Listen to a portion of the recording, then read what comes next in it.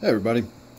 Tonight we're going to do a simple before and after water change and plant maintenance here on my Gourami tank. I've had a lot going on in the fish room here this week, so I have been putting this off for several days now, and I really need to get in there and remove a little bit of the floating Water Sprite to the left, but primarily what I need to remove is a lot of this Tiger Lotus you see in here on the right, and a lot of it has actually made it to the surface and is lying on the surface. And once it starts doing that, what the plant does is it will begin sending all of its shoots up straight to the surface, and you will have this really leggy, gangly plant that does a lot for blocking the light, but doesn't do a lot for adding a lot of color within the tank. It all sits up there on the surface. So if you've got an outdoor environment or an enormous tank, these water lilies are nice to just sort of let do their thing. But if you've got a tank like a 55 like this one, and you don't want it to just be a bunch of stems and stalks running up through the tank and then have leaves spread out across the surface,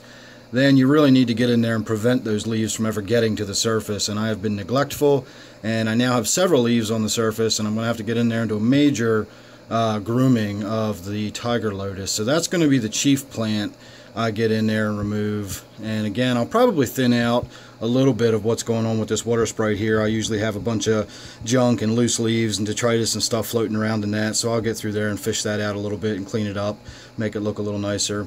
The other thing I wanted to do was that rock down in the bottom left hand corner. It looks like it has fallen out of position.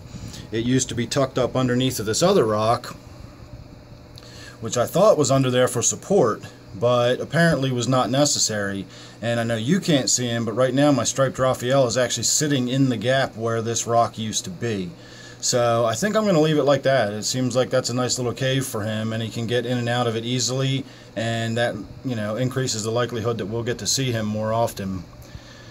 So there you go. I'm probably not going to do a lot of video during, just because, like I said, I got a lot going on. I'm not going to make a big fuss out of this, just a simple before and after. So take a good look.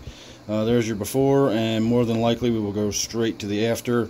If not, you never know, you might get to see a little bit of something in between. Alright everybody, I decided this is worth looking at a little bit. I've got my flash on here, so we're going to try to look in the top of the tank, and I'm hoping the flash will override the glare from the light. But you can see this temple plant right here is growing just right up and out of the surface of the tank altogether. So I'm definitely going to need to get in there and trim that out. That's a pretty big one. And then these Tiger Lotus, you can see this one's so on the surface that it's actually dry right there and just has water sitting in it like a lily pad.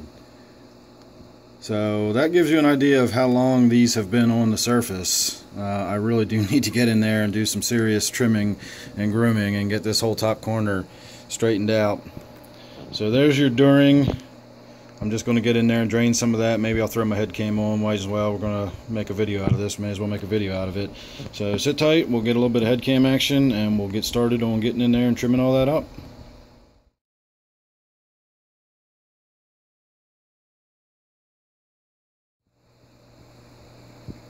Alright everybody, there you go. The head cam didn't work out, so we just went ahead and skipped that, but you can see I got in there and did an awful lot of plant removal. If you look off to the right, you will see where not only did I remove the Tiger Lotus that was all just crazy growing up to the surface, I actually took that temple plant and cut it about a third of the way from the top, or 2/3 from the bottom, however you want to look at that. And that will allow it to get much, much denser and bushier and thicker in there. And you can already see where roots are growing off of the plant just all over the place. The temple plants are a very rooty plant. I really enjoy them. I like the way the root growth actually creates almost a structure in its own right around the main body of the stem. I've got a few shoots coming up from the Tiger Lotus, so that massive chopping back that I did not affect it too much. You can see I did leave a few of the broader leaf plants in there because it still does need to absorb light for energy. I don't want to drain all the energy out of the rhizome itself, so we're going to allow a little bit of leaf material to stay intact. You can think of that as the solar panels that absorb energy.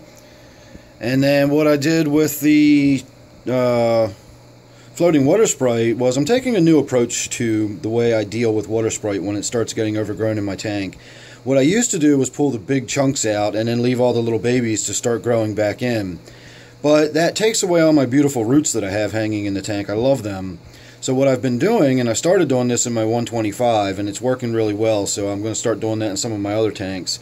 I'm taking these main bodies, these larger masses, the mother plants, if you will, and I am actually, instead of removing them, I'm actually removing all of the little shoots and babies and little rootlets that are starting to develop and pulling those out. So that allows me to have the big, fully developed plants. I have all of that beautiful root, hanging down into the plant, or the tank rather, but I've also allowed a lot more light to actually just pass right through the much more open Water Sprite now that all that dense foliage in the center has been removed, and it actually gives me a lot more light down here in the bottom of the tank so that these plants can do well. Now these are low light plants, so they don't need a ton of light, but they do need light. And from time to time it just gets so dark in here, not only is it difficult to even see the fish, I know the plants are not getting enough light. So that is what a temple plant looks like when gouramis chew on it and eat on it. If you're going to have a tank that's got herbivorous fish in it, you're just going to have to deal with the fact that they're going to chew on some of your plants. That doesn't bother me a bit. That just kind of, to me, that actually looks natural. It looks like animals are in there grazing on their environment like they're supposed to be. So there you go. That's the after. As I've said before, I got a lot going on in the fish room this week, so if you're not already subscribed, go ahead and do so. I got a lot on my plate. Got a lot of videos coming up, and I will be doing a round the world update here real soon, so stay tuned for that. Alright everybody, thanks for watching, and I'll see you real soon on the next one.